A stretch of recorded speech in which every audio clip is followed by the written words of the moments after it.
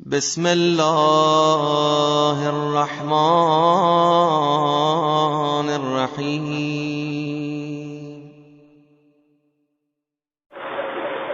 میں کہوں گا مولا ذرا کچھ دیر کے لیے عصر عاشور میں ایک حسین پہ نگاہ ڈالیں، نہ گھر سے سکون ہے، نہ گرمی میں کمی ہے، اور نہ ہی پیاس میں کوئی شدت کی کمی ہے، لیکن اس کے باوجود مورخین نے یہ لکھا ہے، جو مقتل کے لکھنے والے ہیں وہ حسین ابن علی کے ماننے والے نہیں تھے، وہ تک یہ جملے کہتے ہیں کہ تمام کے تمام اشقیاء لشکر یزید کے جتنے بھی جو سپاہی تھے وہ ایک بات دہرا رہے تھے کہ جیسے جیسے عاشور کا دن گزرتا جا رہا ہے حسین کے چہرے کا جلال بڑھتا جا رہا ہے، کمزوری نہیں بڑھ رہی، حسین کمزور نظر نہیں آ رہے، بلکہ حسین کے چہرے کا جلال بڑھ رہا ہے، حسین کے چہرے کا نور بڑھتا چلا جا رہا ہے، حسین کی شجاعت بڑھتی نظر آ رہی ہے، کمزوری نظر نہیں آ رہی۔ کیوں؟ بار بار ایک جملہ دہراتے تھے، آسمان کو دیکھتے تھے، کہتے تھے پروردگارہ تیرا بندہ تیری بارگاہ میں حاضر ہے۔ جب بھی کوئی لاشا اٹھاتے تھے کہتے تھے پروردگارہ میں نے اپنا حبیب تیری بارگاہ میں دے دیا، پروردگارہ میں نے مسلم ابن اسجہ تیری بارگاہ میں دے دیا، پروردگارہ میں نے قاسم تیری بارگاہ میں دے دیا۔ پھر ایک مرتبہ کہا، ایک بازو کو اٹھا کے کہا پروردگارہ یہ بازو میری بہنوں کے پردے کے محافظ میں نے تیری بارگاہ میں دے دیے۔ پھر ایک ایسا وقت آیا کہ کسی سینے میں برچھی لگی تھی، بڑے اطمینان سے برچھی کو نکالا اور اس کے بعد کہا پروردگارہ میں نے علی اکبر تیری بارگاہ میں دے دی۔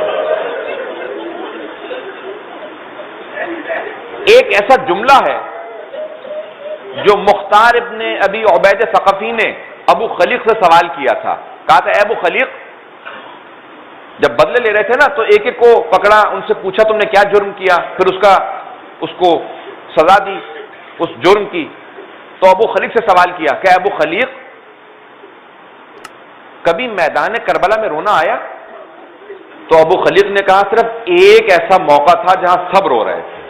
کہا کون سا موقع تھا؟ کہا جب حسین ایک ننھا سا لاشا لے کے واپس جا رہے تھے، کہا وہ حسین جو عباس کا لاشا اٹھا کے لے گئے تھے، علی اکبر کا لاشا اٹھا کے لے گئے تھے، کہا جس نے قاسم کے لاشے کے ٹکڑے اٹھا لیے تھے، اس حسین سے ایک ننھا سا لاشا اٹھایا نہیں جا رہا۔ کہا کیسے تم نے یہ کہا؟ جناب مختار نے سوال کیا۔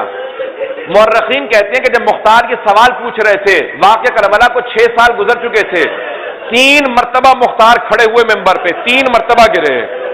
کہا بتا ابو خلیق کیا ہوا؟ کہا بار بار حسین لاشا لے کے آگے بڑھتے تھے، کہتے تھے انا للہ و انا الیہ راجعون رضا بقضائہ و تسلیما لامرہ، پھر رک کے واپس آتے تھے، پھر آگے جاتے تھے۔ کہ جب 7 مرتبہ حسین رکے تو اب لوگ کہنے لگے واقعا لگتا ہے حسین ٹوٹ گئے ہیں۔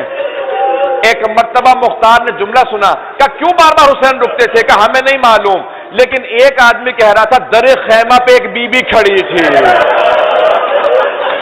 خیمے کے پردے کے نیچے اس کے پاؤں نظر آ رہے تھے۔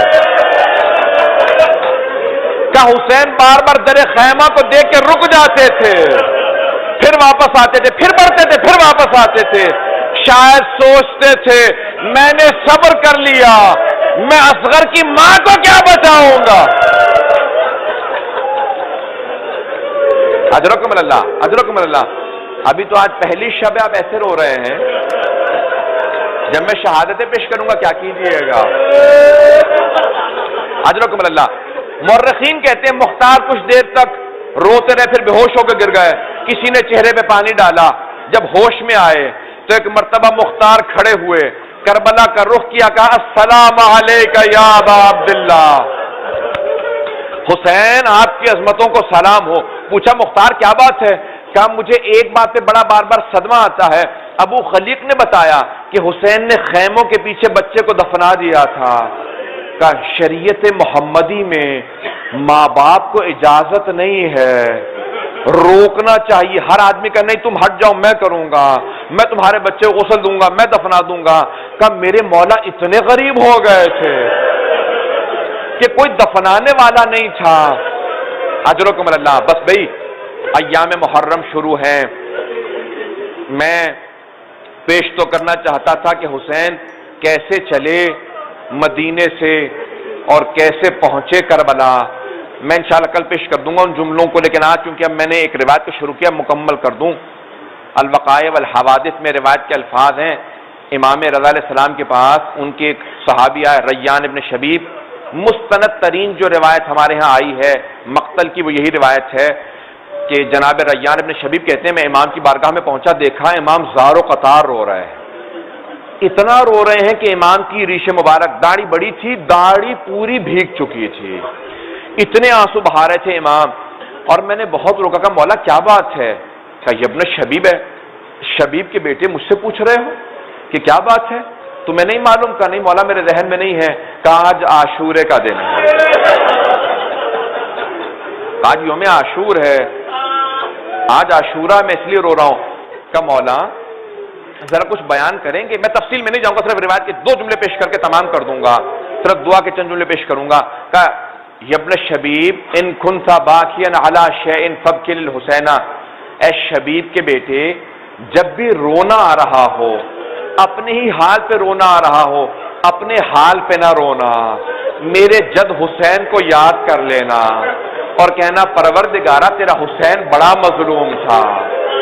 کہا شبیب کے بیٹے میرے جد حسین وہ حسین ہیں کہ جن کی بہنیں جب رونا چاہتی تھی تو انہیں تازیانے مار کے روک دیا جاتا تھا، رونے کی اجازت نہیں ہے۔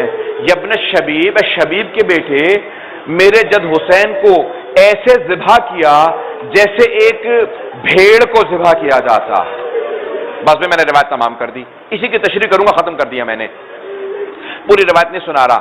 جیسے ایک بھیڑ کو ذبح کیا جاتا ہے، علماء نے بڑی بحث کی ہے کہ امام رضا علیہ السلام نے یہ الفاظ کیوں استعمال کیے کہ جیسے ایک بھیڑ کو ذبح کیا جاتا ہے، مولا نے بھیڑ کی مثال کیوں دی ہے؟ توجہ ہے سارے مجمع کے؟ بس میں 2 جملے آخری پیش کر رہا ہوں، اگر ان الفاظ کو سن سکیں، دیکھ سکیں میری طرف، میں الفاظ کو تمام کر رہا ہوں۔ امام رضا علیہ السلام، مستند ترین روایت ہے، امام رضا نے کہا میرے جد حسین کو ایسے ذبح کیا گیا جیسے ایک بھیڑ کو ذبح کیا جاتا ہے، اور پھر مولا یہ جملہ دہراتے جاتے تھے، روتے جاتے تھے، جیسے ایک بھیڑ کو ذبح کیا جاتا ہے۔ مولا، علماء کہتے ہیں یہ مولا نے کیوں مثال دی جیسے گوسفند کو، جیسے بھیڑ کو ذبح کیا جاتا ہے؟ آپ نے کبھی غور کیا ایک بھیڑ کو کیسے ذبح کیا جاتا ہے؟ ایک بھیڑ کو ذبح کرنے سے پہلے پانی پلایا جاتا ہے۔ مولا کیا آپ کے جد حسین کو پانی پلایا گیا تھا؟ نہیں، پانی نہیں پلایا گیا، خنجر کو تیز کیا جاتا ہے۔ کیا خنجر تیز کیا گیا تھا؟ کہا نہیں، خنجر تیز نہیں کیا گیا، دوسرے بھیڑوں سے چھپا کے ذبح کیا جاتا ہے۔ مولا کیا آپ کی پھپھیوں سے چھپا کے ذبح کیا گیا تھا؟ کہا نہیں، پھر آپ نے یہ کیوں کہا جیسے ایک بھیڑ کو ذبح کیا جاتا ہے؟ کہا جب ایک بھیڑ کو کوئی ذبح کرنے لگتا ہے تو کوئی روکنے والا نہیں ہوتا، کوئی روکنے والا نہیں ہوتا، مت ذبح کرو۔ کہا سب کہتے ہیں ارے بھیڑ کو لایا ہی ذبح کرنے کے لیے گیا تھا۔ کہا جب حسین کو ذبح کیا جا رہا تھا کوئی روکنے والا نہیں تھا، سب راضی کھڑے تھے، کوئی کہہ رہا تھا جلدی مارو حسین کو نماز پڑھنی ہے، کوئی کہہ رہا تھا ذبح کر دو۔ کہ صرف ایک بہن کھڑی، چادر کا دامن